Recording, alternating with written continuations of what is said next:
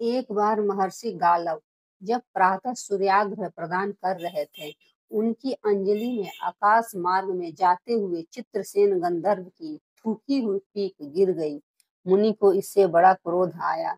वे उन्हें शाप देना ही चाहते थे कि उन्हें अपने तपोनाश का ध्यान आ गया और वे रुक गए। उन्होंने जाकर भगवान श्री कृष्ण से फरियाद की। श्याम सुंदर तो ब्राह्मण देव ठहरे ही झट प्रतिज्ञा कर ली 24 घंटे के भीतर चित्रसेन का वध कर देने की। ऋषि को पूर्ण संतुष्ट करने के लिए उन्होंने माता देवकी तथा महर्षि के चरणों की शपथ ले ली। गालो गालव जी अभी लौटे ही थे कि देवर्षि नारद वीणा झंकारते हुए गए। भगवान ने उनका स्वागत किया, आतिथ्य किया। शांत होने पर नारद जी ने कहा, प्रभु आप तो परमानंद कंद कहे जाते हैं। आपके दर्शन से लोग विषाद मुक्त हो जाते हैं, पर पता नहीं क्यों आज आपके मुख कमल पर विषाद की रेखा दिख रही है। इस पर श्याम सुंदर ने गालव जी के सारे प्रसंग को सुनाकर अपनी प्रतिज्ञा सुनाई। अब नारद जी को कैसा चैन आनंद आ गया। झटपट चले और पहुंचे चित्रसेन के पास। चित्रसेन भी उनके चरणों में गिर अपनी कुंडली आदि लाकर ग्रह दशा पूछने लगे। नारद जी ने कहा, अरे तुम यह सब क्या पूछ रहे हो?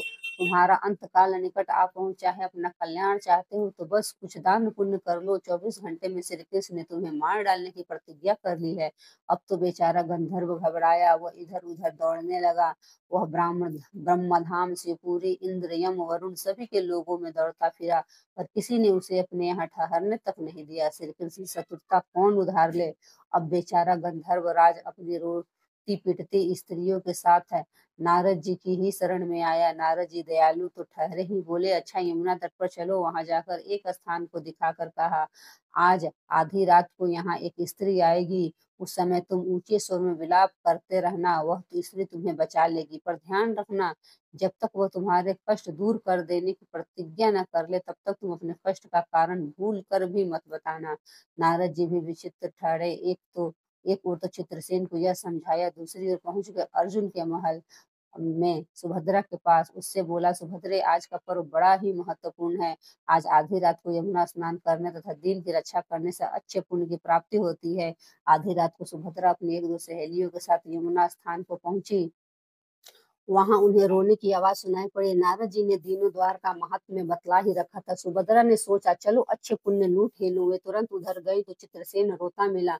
उन्होंने लाख पूछा, पर वह बिना प्रतिज्ञा के बतलाए ही नहीं। अंत में इनके प्रतिज्ञाबद्ध होने पर उसने स्थिति स्पष्ट की। अब तो यह सुनकर सुभद्रा बड़े धर्म संकट और असमंजस में पड़ गई। एक ओर श्री कृष्ण की प्रतिज्ञा, वह भी ब्राह्मण के ही लिए, दूसरी ओर अपनी प्रतिज्ञा। अंत में शरणागत त्राण का निश्चय करके वे उसे अपने साथ ले गईं। घर जाकर उन्होंने सारी परिस्थिति अर्जुन के सामने रखी।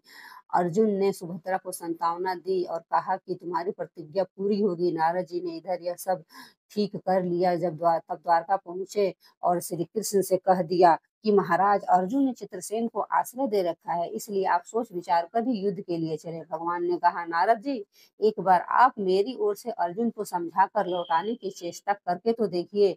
अब देवर्षि पुनः दौड़े हुए द्वारका से इंद्रप्रस्थ पहुंचे। अर्जुन ने सब सुनकर साफ कह दिया, यद्यपि मैं सब प्रकार से श्री कृष्ण की ही शरण हूँ और मेरे पास केवल उन्हीं का बल है, तथापि अब तो उनके दिए उपदेश छात्र धर्म के सभी विमुख न होने की बात पर ही दृढ़ हूँ।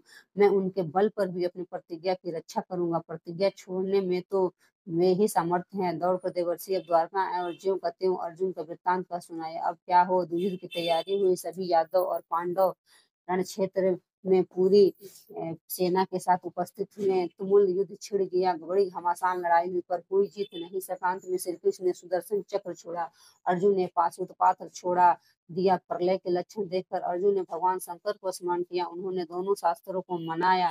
फिर वे भक्त वत्सल भगवान श्री कृष्ण के पास पहुंचे और कहने लगे, प्रभु राम सदा सेवक रुचि राखी, वेद पुराण लोक सब राखी। भक्तों की बात के आगे अपनी प्रतिज्ञा को भूल जाना तो आपका सहज स्वभाव है, इसकी तो आवृत्तियां हुई होगी। अब तो इस लीला को यहीं समाप्त कीजिए। बाण समाप्त हो गए, प्रभु युद्ध से विरत हो गए। अर्जुन को गले लगाकर उन्होंने युद्ध श्रम से मुक्त किया, चित्रसेन को अभय किया। सब लोग धन्य धन्य कह उठे, पर गालों को यह बात अच्छी नहीं लगी। उन्होंने कहा, यह तो अच्छा मजाक रहा।